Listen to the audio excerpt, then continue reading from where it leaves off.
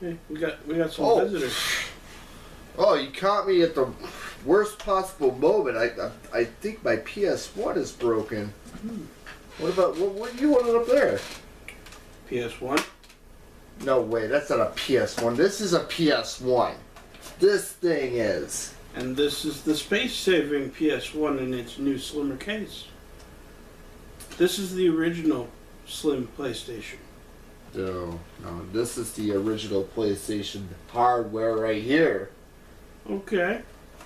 Anyway, I'm Kel, aka King Nizzle, and welcome to another Kel's Retro Minute, but it's 4.5 of episode 4, and we have Pat here with us. Yeah, I'm going to sit in on this one today.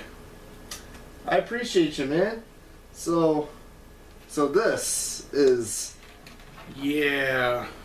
The original Slim before Slim got popular. I'm going to be honest, a white case is not my taste. It only came out in white, huh? Yeah, pretty much. I see this, in stores, and, it's the first one that came out with, like, a screen, Yeah, a lot of people would put those in cars for the portable. I mean, I could see, PS1 was trying to make a comeback, if, at the end of its life, they came out with this. Yeah, they're just trying to keep it going. I mean, they had a lot of good games for this system.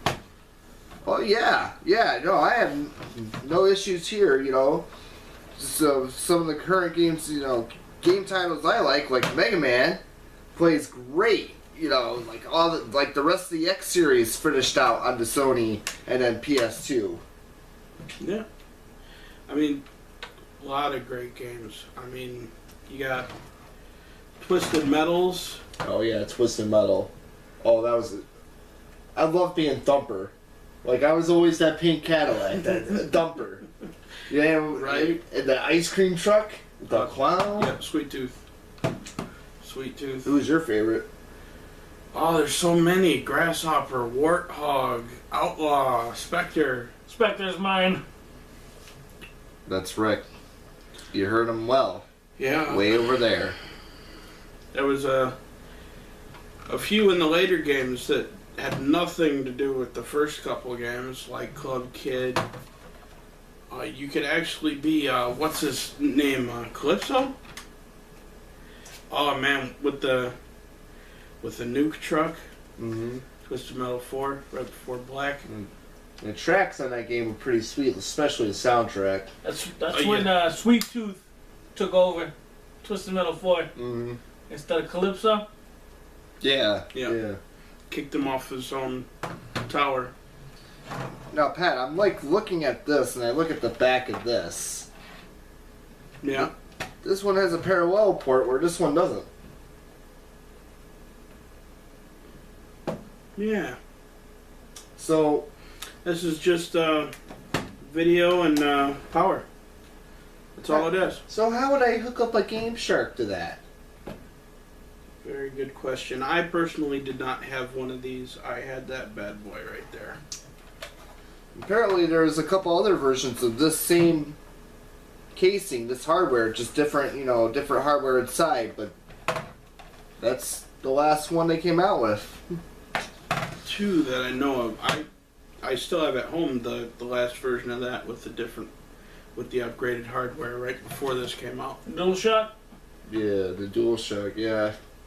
I liked it because, like, when you stick a music, you can play a music CD on this, and it was like one of the first systems you could play a game and play a CD on here. And I don't know if you do this, but if you pop to the game, like, for example, Wipeout 3, you put Wipeout 3 in here, don't close it, you keep it open, and it brings up on the menu, play as a music CD, and then that's when you close it, and you can play all the music, all the soundtracks from that game on Wipeout 3 without going to the actual game. I did not know that. What you guys know about Jet Moto?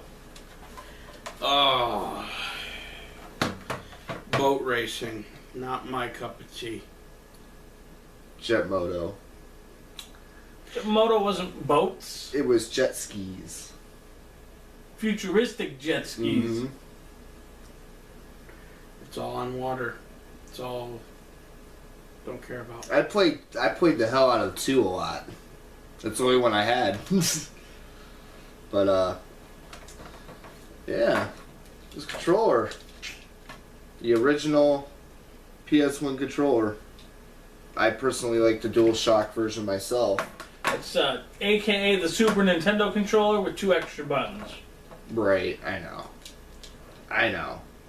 Right here, I still, this controller's still sweet, but I like the joystick when they came out the DualShock. And not only was that a cool feature with the DualShock, but when you play a regular CD, like a music CD besides the game CDs, you press select and you can come up with different patterns to display on your monitor what you're playing on your PlayStation at the time. Yeah, the DualShock was definitely a must-have for racing games. Mm. Anything with steering involved. Gran Turismo. Yeah. That came out for this system. Started a massive collection of Gran Turismo games right here. It was this system right here. What was it I have at home? Gran Turismo 2. I got that same game. Good game. Best soundtrack.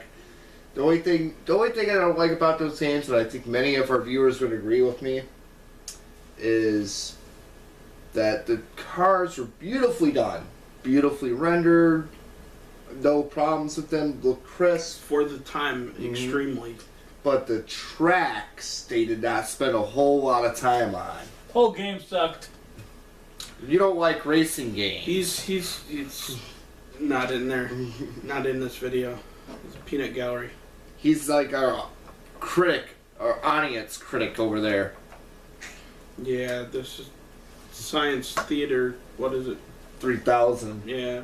This is video game theater 3000. Hated that show. Love that. What? What? You Angry comments below.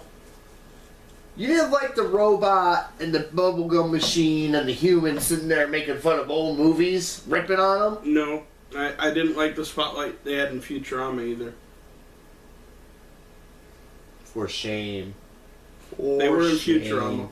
But off topic. We're off topic here. But anyway, just a recap, on the everybody knows what this is,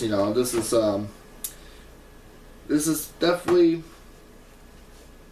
I don't know, this is home to me, just like the Super Nintendo, the 64, any of my other retro minutes you hear me talk about stuff.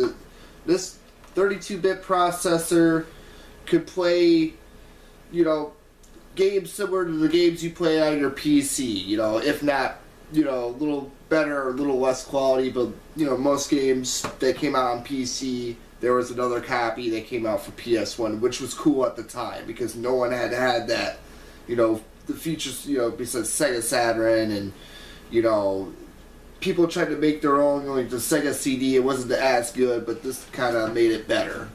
Of its time, very powerful system. Mm-hmm. You know what other game looked beautiful on that system? What was that game? Metal Gear Solid. That's the Very first. beautiful game. That's the first time I actually liked Metal Gear. I mean, I played it on the regular Nintendo, but I didn't really get it. I was a kid, and then when it came out on PS1, I played it, and it was freaking awesome. It really was. First game I was actually excited to play as a cardboard box. A little weird, but yeah. Cardboard box. Another thing I liked about the PlayStation, I don't know if anyone else has an experience with this, but I used to get demo discs all the time in the mail. Basically, Oh, for the next game that's coming out? yeah, I got to play the whole first mission of Metal Gear Solid off of the demo disc. It's like 20 minutes of gameplay. Endless if you want to just run around and toy with the guards. Mm-hmm. But very, very interesting feature that Sony offered.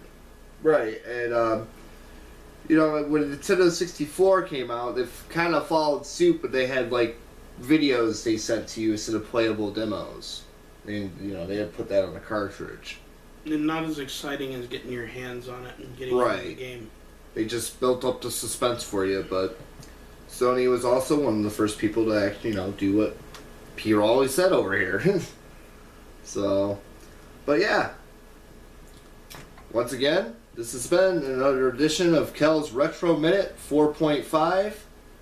I'm Kel, aka K Dizzle. Pat, aka P. Rolly. And we're signing out here, so